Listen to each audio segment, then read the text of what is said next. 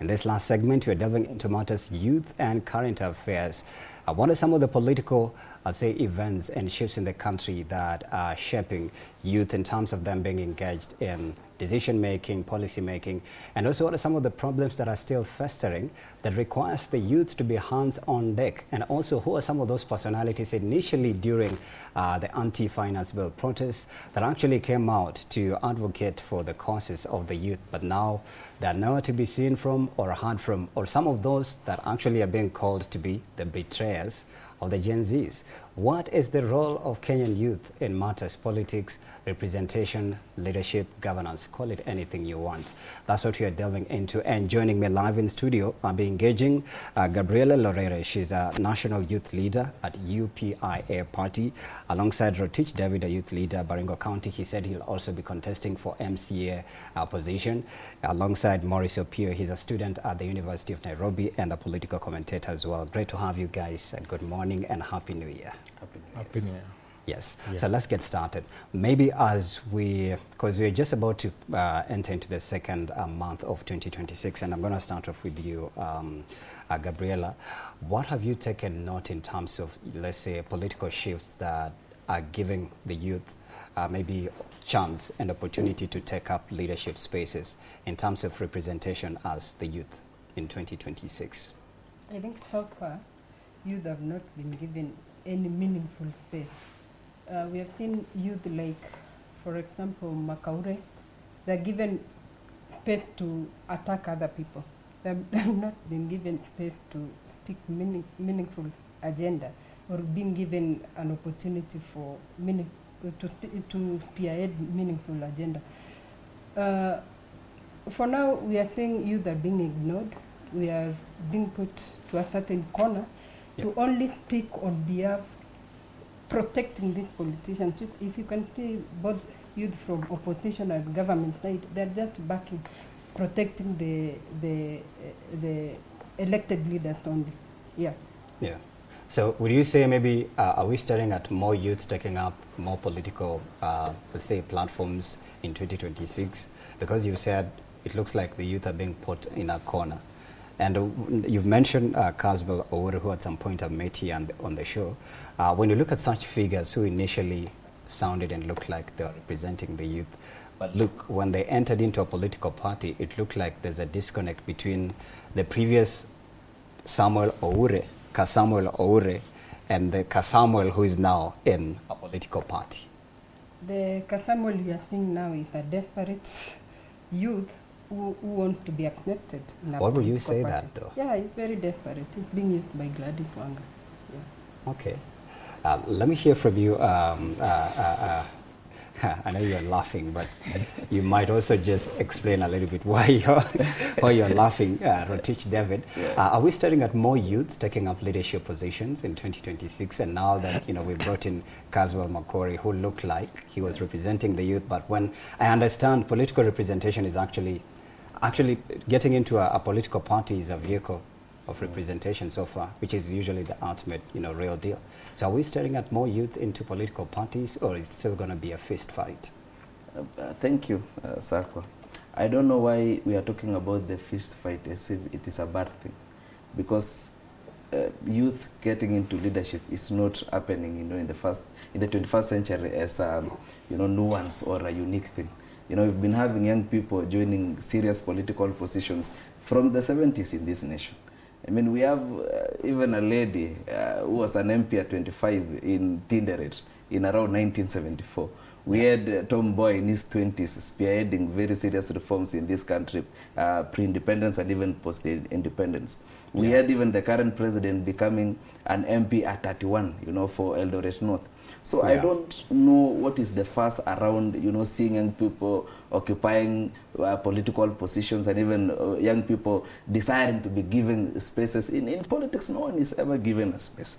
And I think what Kasmal is doing is trying to climb the ladder the best way he knows. Because there is no one who is coming to save the young people.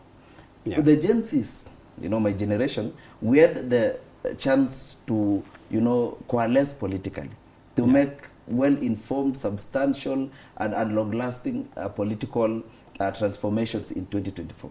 But I don't know, gave us the idea that we need to be partyless to achieve such reforms. Yeah, because but there's independent candidates. Political parties are very essential, especially in a country like Kenya, where we cannot denounce tribal affiliations and even regional affiliations when it comes to politics. We have kingpinship to the extent that if I decide to go to Baringo County, where I come from, and vie in Wiper, I'd be mobbed, you know, by even a lesser competent candidate, because we want the electorate have a certain mindset. There is something that they desire. And the youth have to appreciate that fact so that we can meet the electorate at the point of their ignorance. Yeah. We cannot shy away and think we are way clever than the electorate, because the only result will be them punishing us. Yeah. When you look at figures like still Kasmal Owore, who else was prominent? I think Joshua Okayo, I can still remember him because I met him recently as well, right here. It was last year, I think, on the show. When you look at Hanifa, I believe they expected her to maybe to contest. I don't know if she's contesting. Wanjira, is it Wanjiro or Wanjira? Wanjiro. Yeah, you'd expect such people to be on the front line, maybe to be vying for some of these elective positions. But it just looks like, you know, some of the voices that were loudest during the anti-finance, you know, protest, most of them are nowhere to be heard from and seen. And she's just said Kasmal Owore is now being used as, you know, I don't know. That's the problem. Why is it dying? Why is the youth movement dying? That's the problem with young people and even influence that is derived from the social media.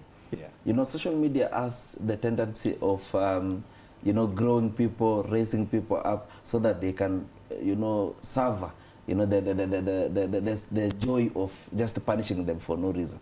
Yeah. Because these particular leaders of the Gen Z revolution are afraid of taking themselves out there and joining parties like Khan. Really? Yes. Are they afraid, or? Yeah, they are afraid because they are afraid of being judged.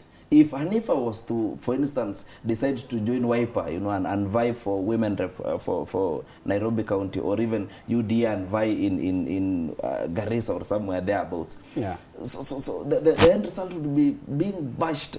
Is it being afraid to be judged or being taken advantage of and being used for your fame? Because he has said Kasmal Makori is being used by Gladys Wanga. Kasmal has a name and a voice and a face as well. I don't think it's being used. I think you can't be used for such a very noble cause. Having the privilege of speaking to political situations in the country on a very big platform like ODM is not being used. That's a privilege that any young person would die to get. Okay. A privilege to attack people only.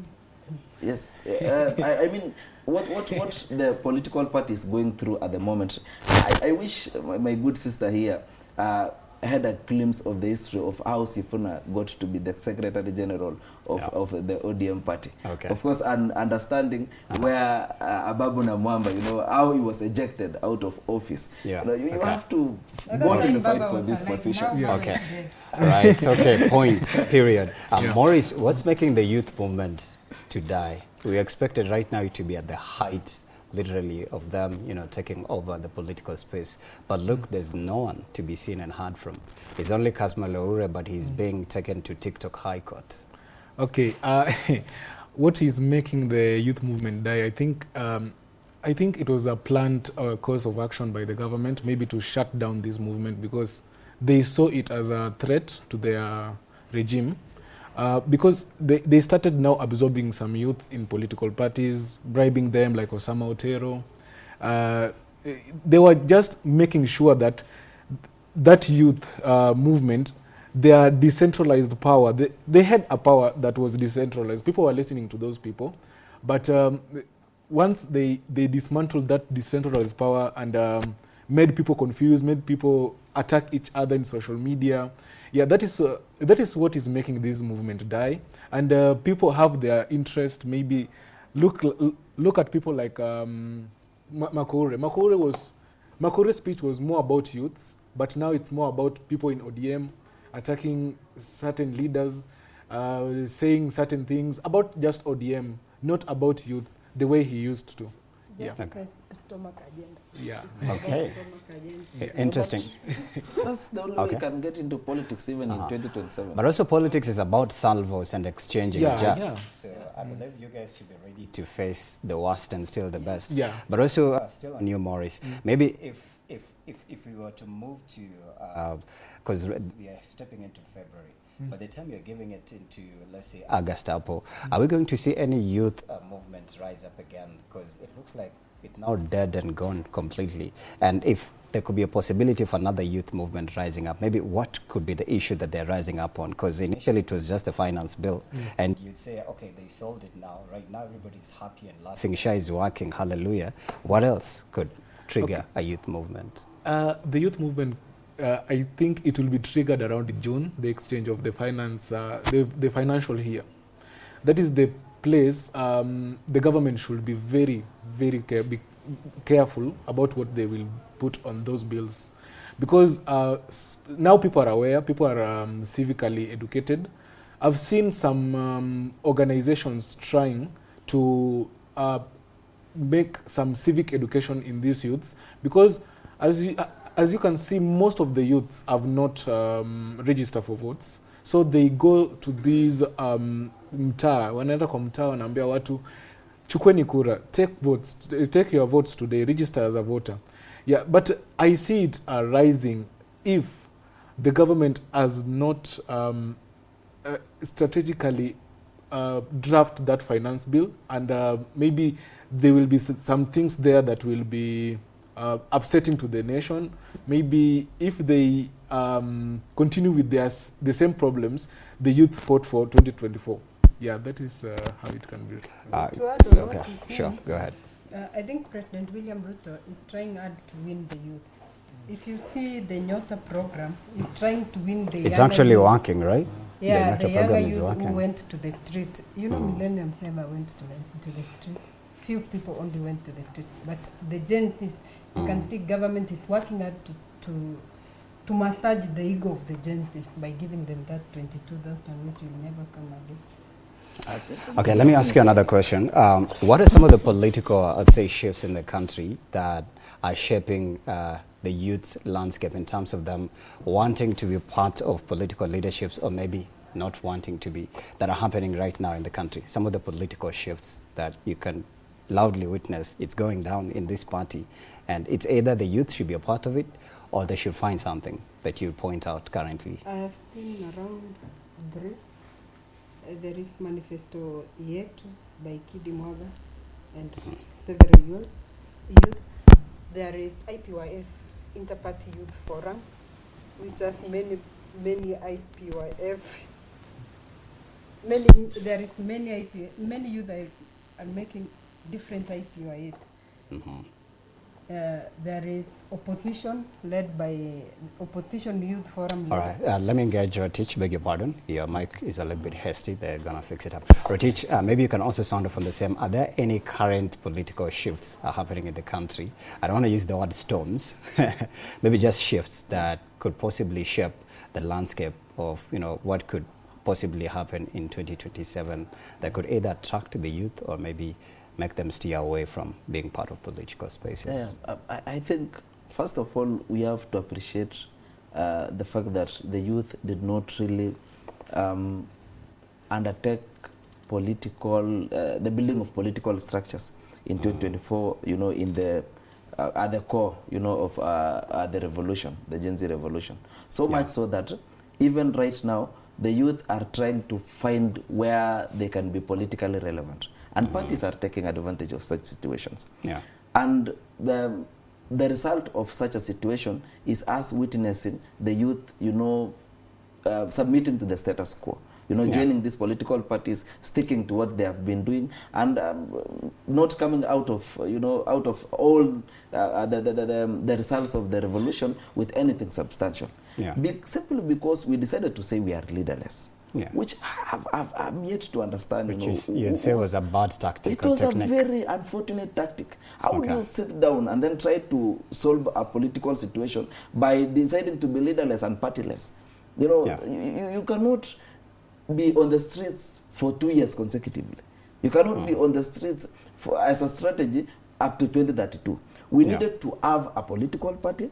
We have leaders who will represent us. We should have even negotiated for those CS positions. I have around 3 or 4 youths. We would be holding Kasman Makore to account because we know we gave him that political position. But we decided to say we are leaderless. We are right now condemning him as if he is representing us, while we did not give him any position. We did not appoint him as a leader. So I've been seeing my party, UDA, trying to, under the government of William Ruto, trying to, entice the youth by giving them 22,000 under the Nyota program. Of course, it's partial payment of the 50,000 that was intended, I think so. Yeah. Would you say it's working and there's people who are benefiting from it? Working. Yeah. Yeah. I know. Sometimes we try to, throw jibes to people who are in situations where they are not economically endowed. Someone in say Warel Chapchap, where I come from, in Baringo, on the edges of Kituro, or even when you proceed to Baringo South, when given 22,000, they appreciate it like it's nobody's business, because they have not even had the luck of holding such amounts of money carelessly. Some of us have been to college. I am a lawyer, so I've been to college and I got help loan. So at least at a young age, I got a chance to have such cash courtesy of the government. 22K is some good money to start off. 22K is amazing. You Business, can do a lot of things with it. So it's working. Yeah. The government is trying to use, even the party is trying to hold the youth, trying to show the youth that we are together. You can see Talanta Stadium, how it's coming. You can see the interns who are being taken for the affordable housing. They appreciate these things. And even the party is organizing for young aspirants and even all aspirants. Even influencers. I don't know if you saw, the government has launched an initiative with Magical Kenya to help Gen Zs who are advancing. Gen Zs were very happy and they forgot. In fact, it has already begun. I think the first batch of influencers were paid last week. Yeah, I saw the update. They forgot their problems, albeit briefly, because the government knows what the young people want, what the young people are desiring. And since we do not have a political party to adequately negotiate for our positions, the government is taking advantage of it. If we had a political party, we would be talking about a coalition, and trying to speak into the opposition and telling them that some theatrics, that have been long since 2007 do not work until this point. Can we hear now from Gabriela? Is her microphone okay? Is her mic okay? But let me... All right. Maybe also still sounding off on the same. What other political shifts in the country that you'd say maybe are contributing to either stir up the fire, the passion in the youth to take up political spaces? I'm also referring to maybe let's just say the storm in ODM.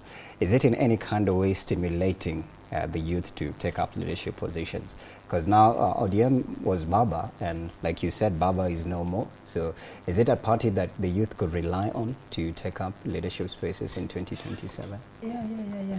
ODM is not dead. Baba is dead, but he gave us Winnie Odinga. Winnie Odinga is Baba in another version, in a female version. What about Babu Owino? My brother here. Babu Owino is what I was thinking. Yeah. Babu Owino, Sifuna, Winnie Odinga, Amisi, all of them, they are our future. Salasia. That one is a joker. Okay, to your point. We have many youth who are coming up. It's just that political arena is being dictated by the old. To be sincere, Oburu Odinga does not have that energy to come out like Baba. He can copy-paste Baba, but aita make bado.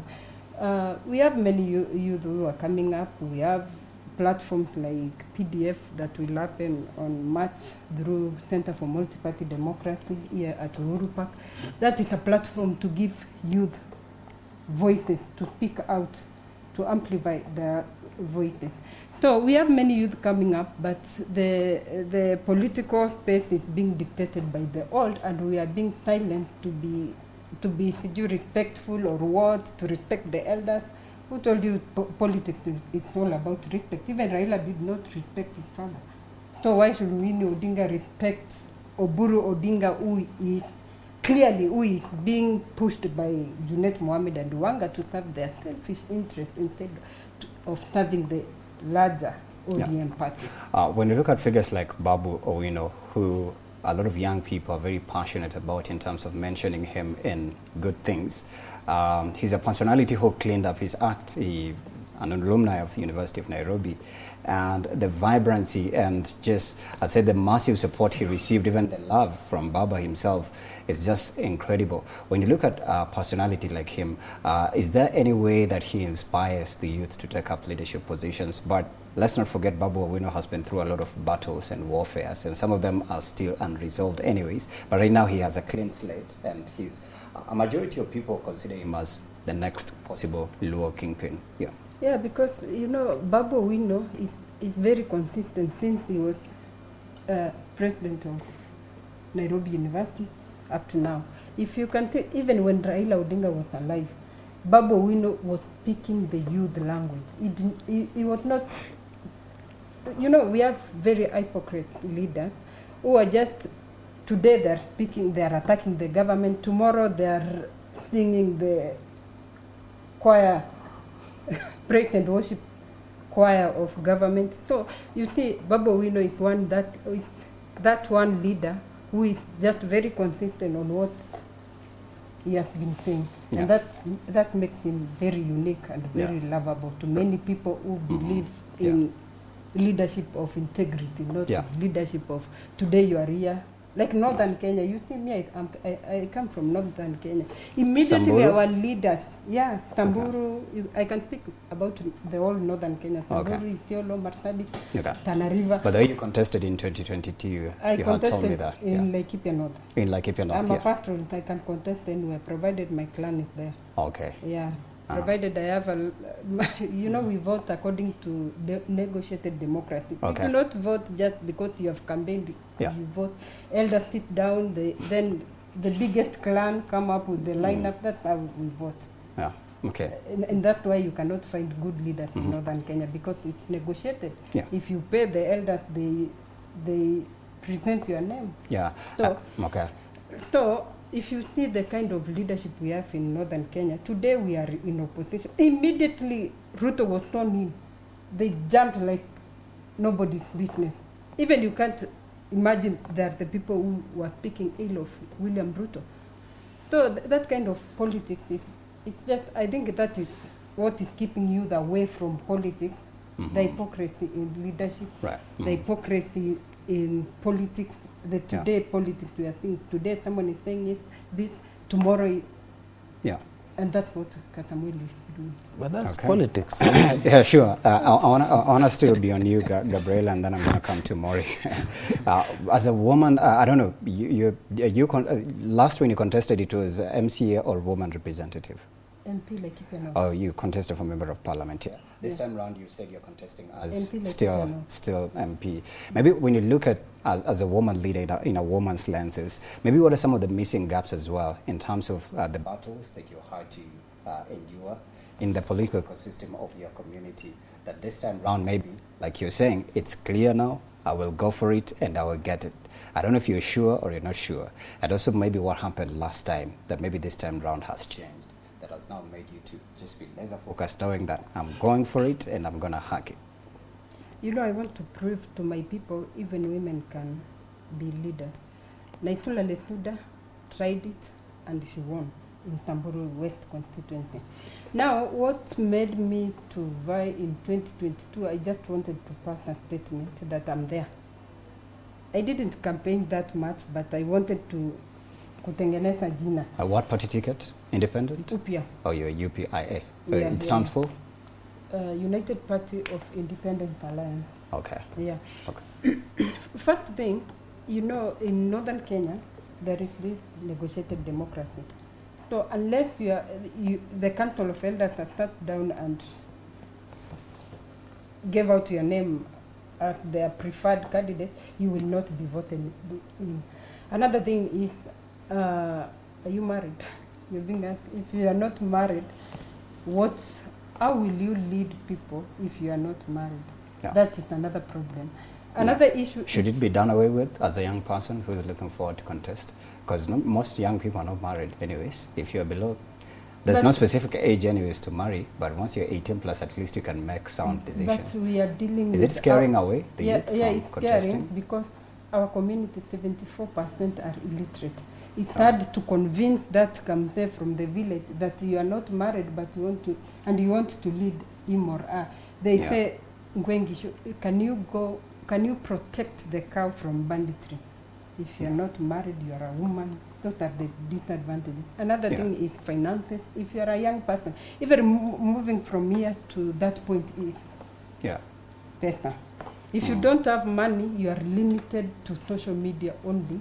And if you don't have political goodwill of those who are in power for you to hang on their campaign, or bask in their shine or their shadow. You will be limited on where to reach. So how is it clear this time around? Are there things that have aligned that you'd say are conducive for you to contest in 2027? If I back out, it means that nitabebo tu achana na huyo yule alisimama hata ana mwelekeo. So I want it. Naitula made it. Tara Korere, the current MP for Laikipia North, is a woman. She made it. Does she have your support, or do? She's vying for the same seat. Oh, okay. So she's a contender. She's your contender. Okay. So anyone who has your support and that's currently holding a position? Maybe Governor Samburu County. I don't know how we do, but a governor from Samburu County can support you in Laikipia and you win. Okay. In December, Maurice, maybe as young people who are looking forward to he's contesting, she is also contesting, and I love the fact that she's pointed out a little bit of the obstacles she's had to face in her locality. What are some of the things that possibly, if you are to contest, you'd try to help iron out some of the main issues that are still facing the youth right now in our country?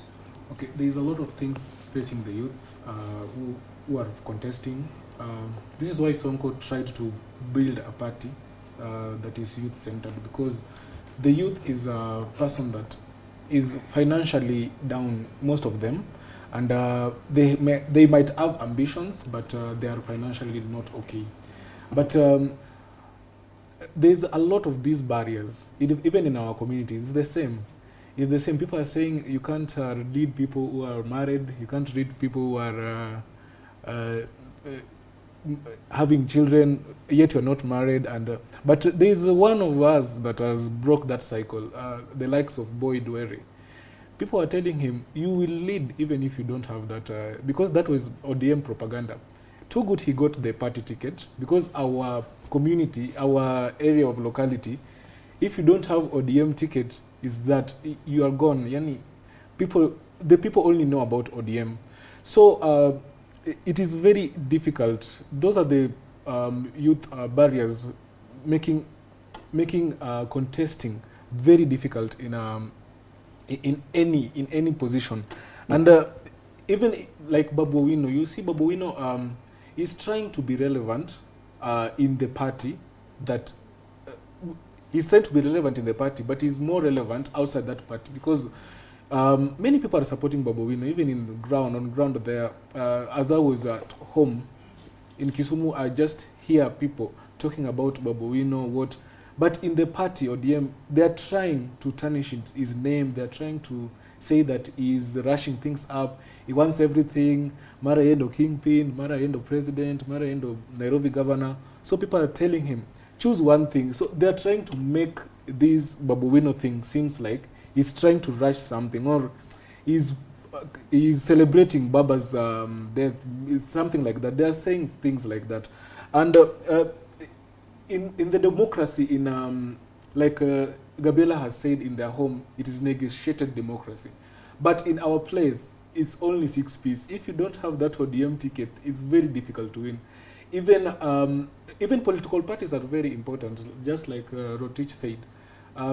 Political parties are very important because people winning independently are backed also by private sectors that has a lot of money. Like in Kisumu East, we have an Indian MP called Shakil Shabir. He is backed by Rai Cement. He's backed by those big companies in Kisumu East, those Indians that occupy Kisumu. Yeah. They have a lot of money that I don't think if some youth that will stand independent can win that MP seat of Kisumu East. So and you have also to research well on your area of locality. Maybe if you want to vie, like my friends here, even me, I will vie in 2027. If you want to vie, make sure you know every corner of that ward of yours, of that constituency of yours, so that when you are talking to your people, they see you as one of them. You have been there, because most of us are in Nairobi. Some people have that narrative saying, we are Kwangi, anajuaje huku. So they will try, the opponent will try using that tactic so that to make you unpopular to those people. They will also try using this tactic of, you see, he has not married, you see, he's still young, he can't be capable of doing such things. You see, he doesn't know his mother tongue, things like that. They use a lot of things, but if you are very, very, very, very eager to get that seat so that you change your community or your constituency, you will get that seat in every way possible, with or without that popular party in that region, with or without any backing, with or without...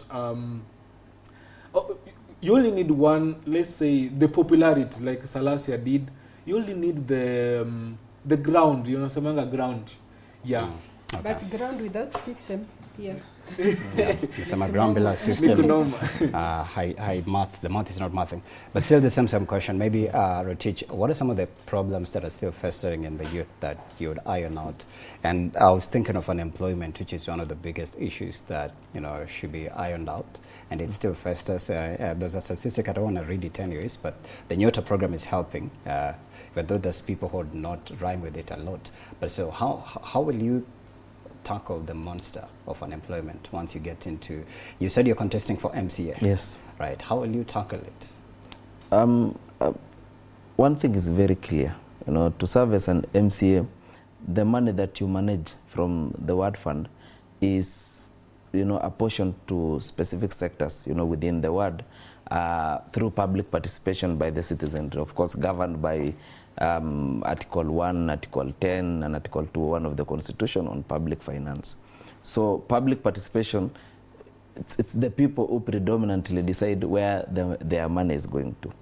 But as the MCA of our little chap, when that time comes, one of the things I'll be very intentional about is ensuring that youth coalesce within groups where they can be given grants, groups where they can get contracts, from the county government. They have around 30% reserved, by law within the county government, but they rarely get the opportunity, to even realize that they don't have sufficient exposure to know that they have such reservations within the law. So by ensuring that they are coalesced around groups, within these self-help groups, they can get loans. Apart from loans, they can get grants. Apart from grants, they can even register for companies which can be excellent vehicles towards securing tenders from the county government or even within the ward. So that is my small approach, towards ensuring that the 25 million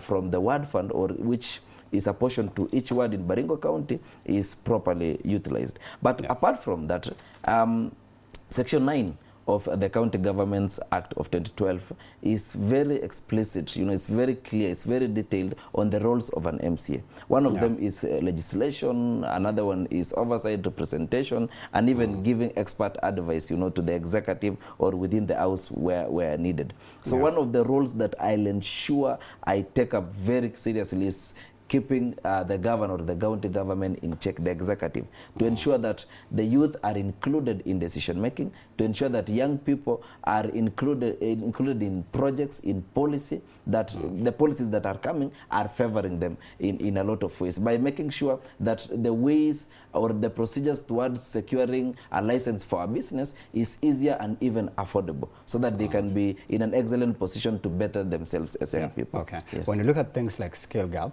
and I believe it's usually, because I've spoken to so many guests here, especially those from the employment fortes and even HR, they always say one of the greatest weakness among the youth is lack of skills. Yes. Even those who are graduating from university, they're going for the same jobs, but they still do not have the right qualifications for that. So how are you going to deal with the upskilling or the skill gap issue among the youth? And as much as you have this bachelor's degree, but you don't qualify to take up this job, so should there be like alternative routes that they can be, you know, rerouted to, instead of you getting to a 9 to 5, maybe start on an entrepreneurship journey, you know, start a business, get a startup and get grants like you've said, a skill gap issue among the youth. We have to appreciate the place of TVETs, you know, the institutions that we have, like youth polytechnics.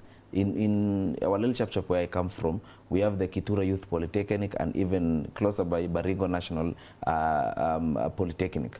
These institutions take up students from even who have even D pluses or D stans or even D minuses, you know, for both diploma, certificates, and artisan courses. These particular courses give people the necessary skills that they can better themselves. They can work part-time even if they have a 9 to 5 job, or they can better their lives while they are waiting for this particular white-collar jobs.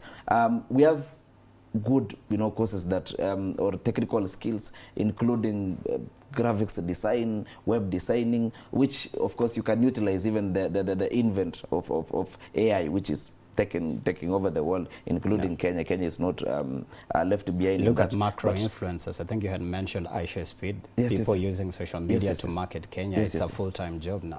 By ensuring that at least we have technical labs, which of course we can ensure that we have centers where they can get Wi-Fi's, they can do their stuff, they can train on these things. We give them grants, or we give them bursaries and loans to ensure that they can even study in these polytechnics. Gabriela, maybe what is the biggest challenge in your locality?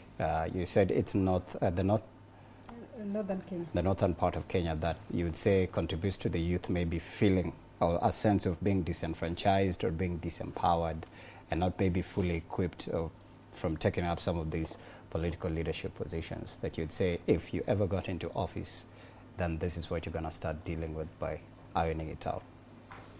I think there is this term called marginalization that has been misused by our leaders.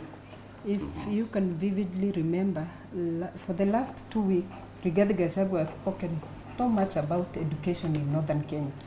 You find out that now we are 13th year of devolution, but still our students are studying under tree.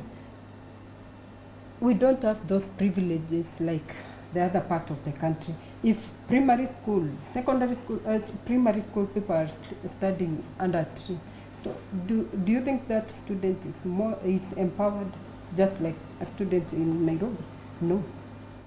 We are demoralized. And if you can see more students, let me say Shanga girls.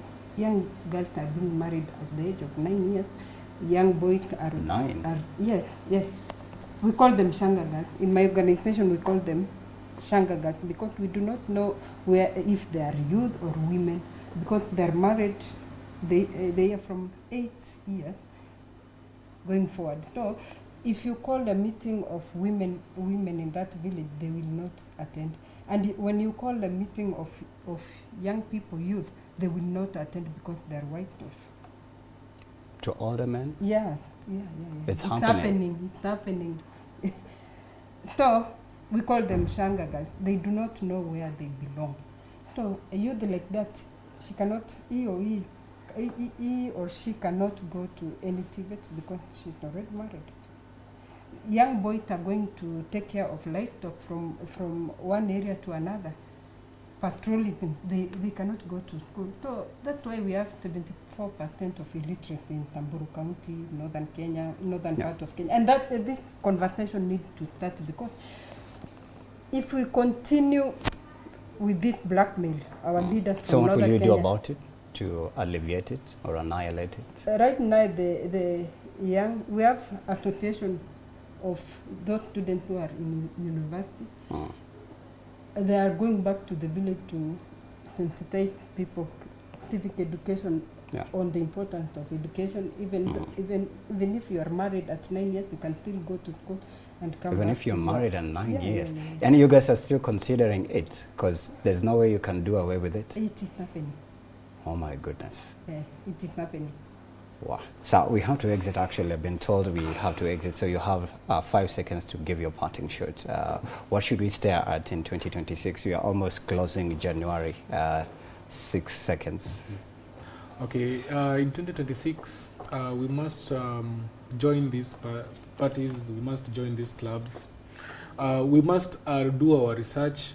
We must continue with the civic education. I've seen a lot of platforms, a lot of organizations are doing it. But yeah, that's what we will do. 2027 is new. Okay, Gabriela, your parting shot. I think going forward from now up to 2027 August, we need to deal with politics of realism. Let's deal with reality, issues-based politics, not propaganda or drama like yesterday of Brigadier Gachagua. To the young people, no one is going to save us. We have to take it upon ourselves to register as voters. If we have our own who are capable of leading, let's uplift them. Let's not be the ones who are pulling each other down as young people. But more than anything, register as a voter. Yeah, period. That's the word. And don't be bored. Okay. All right. I've been engaging with Gabriela Lorere. She's a National Youth Leader, UPIA party. She said she'll be contesting for a second round again alongside Rotich David. He'll also be contesting. He's a youth leader, Baringo County, and alongside Maurice Opio. He's a student at the University of Nairobi. He also said he'll be contesting. So I trust you guys will support them when it comes to 2027. Kenya decides. Right, so thank you so much as well for watching from 7 to 10, and we will absolutely see you tomorrow bright and early. I and my co-star John James at Y254 channel at Brand Circle 101 on the hashtag, which is Y in the morning. Thank you for watching. Have a fantastic day. Thank you.